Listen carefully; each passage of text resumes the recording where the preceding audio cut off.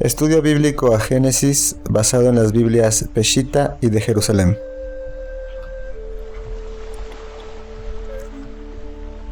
Biblia Peshitta, Génesis 14.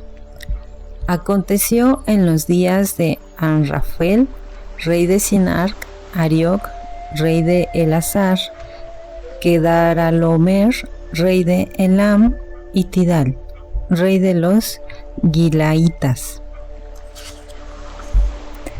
que estos hicieron guerra contra Bera, rey de Sodoma, contra Bisra, rey de Gomorra, y Sinab, rey de Adma, contra Semeber, rey de Seboim, y contra el rey de Bela, la cual es Zoar. Se reunieron todos estos en el valle de Sidim, que es el mar de sal. Habían servido a Kedar-Laomer por 12 años, pero se rebelaron en el año 13. Luego, en el año 14, Kedar-Laomer y los reyes que estaban con él vinieron e hirieron a los guerreros que estaban en Astarot Karnaim, a los poderosos que estaban en ella, a los emitas que estaban en Sabe Kiritaim, también a los oreos que estaban en el monte de Seir, hasta la encina de Param que se encuentra en el desierto. Luego regresaron y llegando a En-Dina, la cual es Raquim, hirieron a espada a todos los príncipes de los amalequitas, asimismo los amorreos que habitaban en En-Gat, y saliendo el rey de Sodoma, el rey de Gomorra, el rey de Adma, el rey de Seboim y el rey de Bela, que es Zoar, todos ellos hicieron guerra en el valle de Sidim, contra Kedar-Laomer, rey de Elam, contra Tidal, rey de los Gilaitas, contra Amrafel, rey de Sinar, y contra Arioc, rey de Elazar. Lucharon 4 reyes contra 5. El valle de Sidim estaba lleno de pozos de brea, y al huir el rey de Sodoma y el rey de Gomorra cayeron allí, pero huyeron hacia el monte los que sobrevivieron. Comprendemos que una de las primeras guerras escritas en la Biblia nos relata que los reyes del este, amorreos, hurritas, hititas, hoy en día territorios de Irak, Siria, Irán y Turquía, se enfrentaron a los reyes de Sodoma y Gomorra junto con otros 3 reyes. Fue esta una guerra de 4 contra 5 reyes. Pero los 4 reyes abarcaban los 4 grandes territorios ya mencionados, y los 5 reyes eran de pequeños poblados costeros del Mar Salado, hoy en día el territorio del Mar Muerto. Es posible que la guerra se suscitara por los altos impuestos que estuvieron cobrando durante 12 años que les sirvieron. Al año 13 ellos decidieron rebelarse y no pagar más. Entonces, en el año 14, estos 4 reyes poderosos decidieron hacerle la guerra y devastaron a otros 5 poblados a su paso. Al llegar a Sidón, el valle estaba lleno de pozos de brea. Esto no le jugó a favor a los reyes de Sodoma, puesto que fueron derrotados. Biblia de Jerusalén, Génesis capítulo 14, versículo 11. Los vencedores tomaron toda la hacienda de Sodoma y Gomorra con todos sus víveres y se fueron. Apresaron también a Lot, el sobrino de Abraham, y su hacienda, pues él habitaba en Sodoma, y se fueron. Un evadido vino a avisar a Abraham, el hebreo, que habitaba junto a la encina de Mambré, el amorreo, hermano de Escol y de Aner, aliados a su vez de Abraham. Al oír Abraham que su hermano había sido hecho cautivo, movilizó la tropa de gente nacida en su casa, en número de 318, y persiguió a aquellos hasta Dan. Por la noche cayeron él y sus siervos sobre ellos, los derrotó y los persiguió hasta Jobá, que está al norte de Damasco. Recuperó toda la hacienda y también a su hermano Lot con su hacienda. así como las mujeres y a la gente. A su regreso, después de batir a Kedorlaomer y a los reyes que con él estaban, él salió al encuentro el rey de Sodoma en el valle de Sabé, o sea, el valle del rey. Entonces Melquisedec, rey de Salem, presentó pan y vino, pues era sacerdote del Dios Altísimo, y le bendijo así: Bendito sea Abraham del Dios Altísimo, creador de cielos y tierra, y bendito sea el Dios Altísimo que entregó a tus enemigos en tus manos. Y Abraham le dio el diezmo de todo. Dijo luego el rey de Sodoma a Abraham: Dame las personas y quédate con la hacienda. Pero Abraham dijo al rey de Sodoma: Alzo mi mano ante el Dios Altísimo, creador de cielos y tierra. Ni un hilo, ni la correa de un zapato, ni nada de lo tuyo tomaré. Así no dirás que me has enriquecido.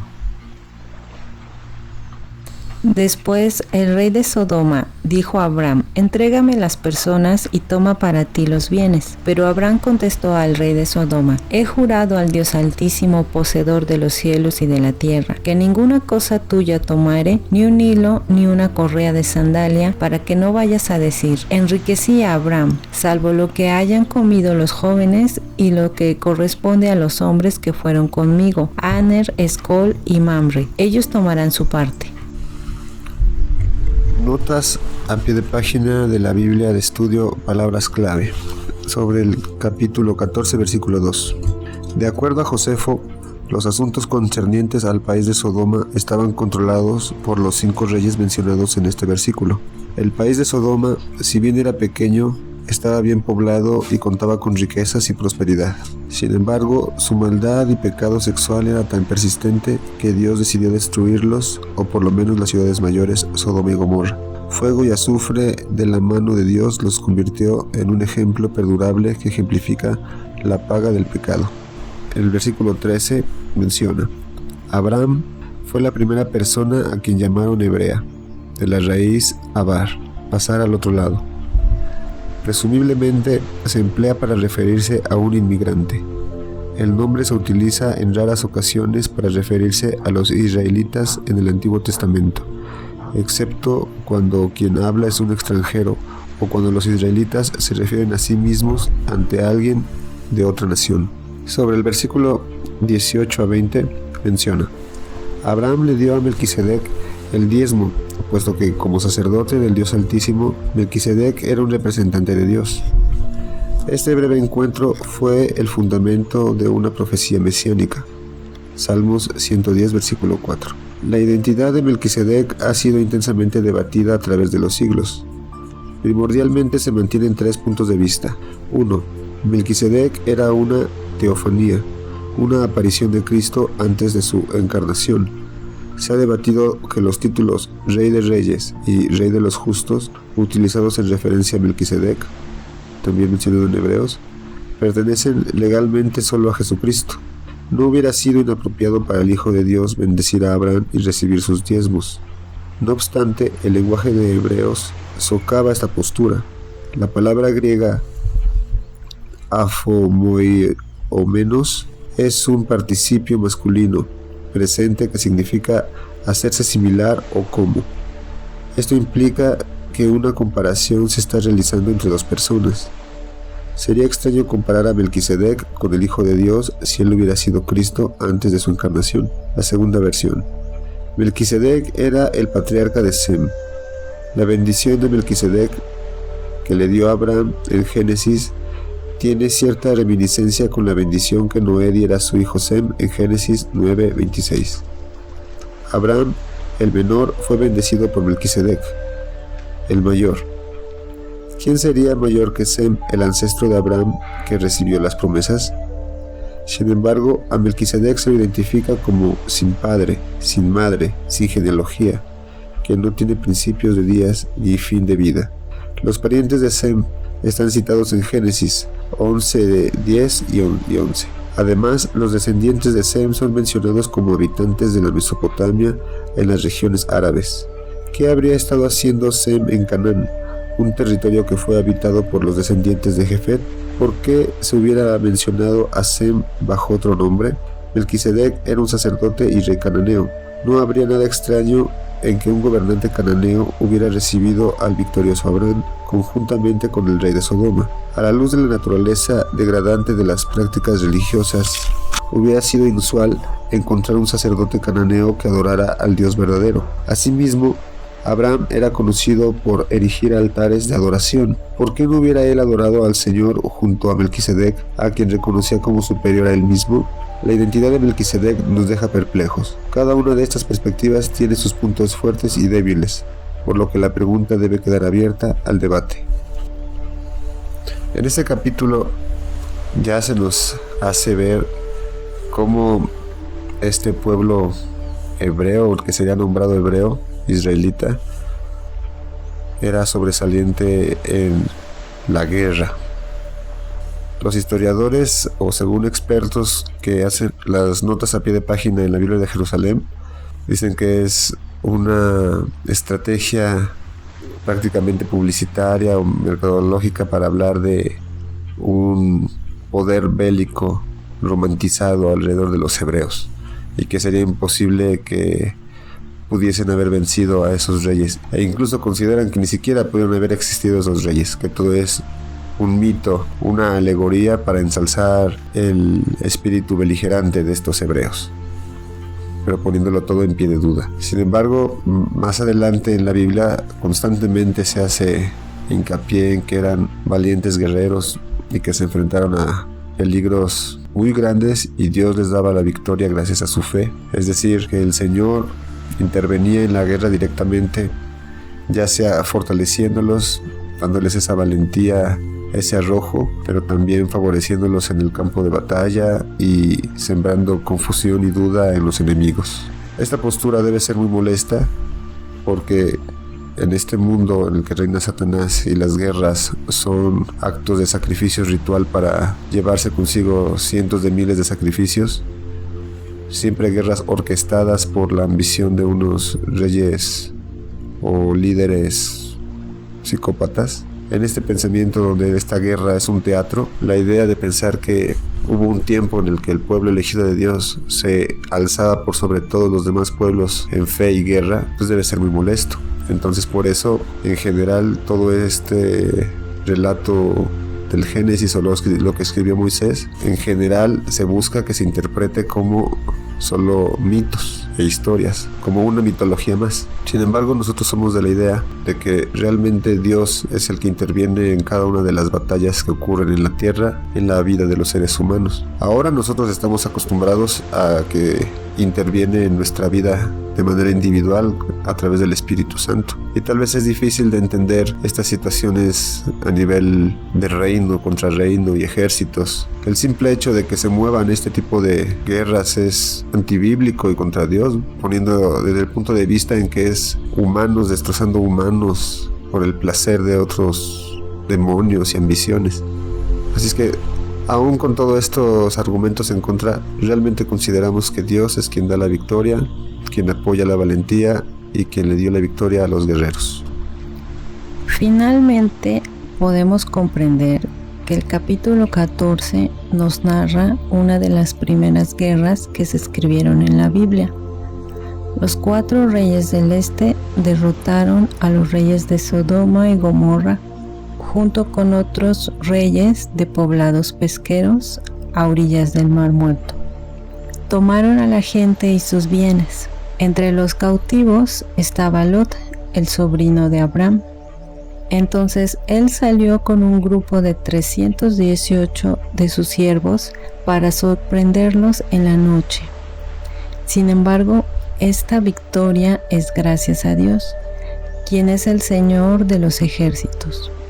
Dios ayudó a Abraham y así derrotaron a estos poderosos ejércitos, porque para Dios no hay imposibles. Fue así como Abraham rescató a su sobrino Lot y a la gente que estaba prisionera junto con todos los bienes.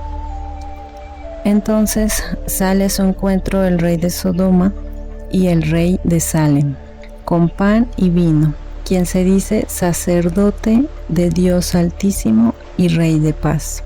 El pan y el vino son símbolos del sacrificio de nuestro Señor Jesucristo en la cruz, el pan su cuerpo y el vino su sangre. Estos también fueron los elementos de la última cena de nuestro Señor Jesucristo. He aquí está la clave para identificar quién es Melquisedec, rey de Salem. Es una preencarnación del Señor Jesucristo. El rey de Salem entonces bendijo a Abraham y le dijo que Dios entregó a sus enemigos en sus manos. Entonces Abraham comprendió que Dios le dio la victoria y en agradecimiento le dio el diezmo del botín al rey de Salem. Pero entonces el rey de Sodoma tentó a Abraham diciéndole que se quedara con el botín y que le diera solo a la gente. Pero Abraham se negó a tocar siquiera una cuerda de un zapato, puesto que sabía que él tenía un pacto con Dios y su prosperidad se debe solo a Dios y no a los hombres, para que después el rey de Sodoma no dijera que su riqueza es gracias a él. El rey de Sodoma representa el mal y el rey de Salem representa el bien. Abraham escuchó a Dios y se comprometió con él. Abraham ayudó al rey de Sodoma solo por amor a su sobrino Lot, quien fue capturado, puesto que la gente de Sodoma no tenía moral y entre sus prácticas estaba la sodomía y el incesto y la adoración a múltiples ídolos. Esto formaba parte ya de su vida cotidiana, puesto que luego de liberarlos del yugo de los impuestos de los reyes del este, ellos se entregaron a su fornicación, como lo veremos más adelante. Dios siempre nos prepara para las pruebas. Gracias al encuentro con Melquisedec, rey de Salem, Abraham rechazó la tentación del rey de Sodoma. Si estamos dispuestos a escuchar a Dios, Él nos protege y nos ayuda. Las pruebas nunca van a ser más de lo que podemos soportar. Si Abraham hubiera aceptado el botín que le ofrecía el rey de Sodoma, era como someterse ante él. Por el contrario, le ofreció el diezmo al rey de Salem, la preencarnación de nuestro Señor Jesucristo, y así manifestó su plena sumisión a Dios, dando testimonio de su fe frente al rey de Sodoma y a su gente. Abraham venció la tentación por su gran fe en Dios, y así debemos vencer las tentaciones con nuestra fe. Hoy es un buen día para creer en nuestro Señor Jesucristo.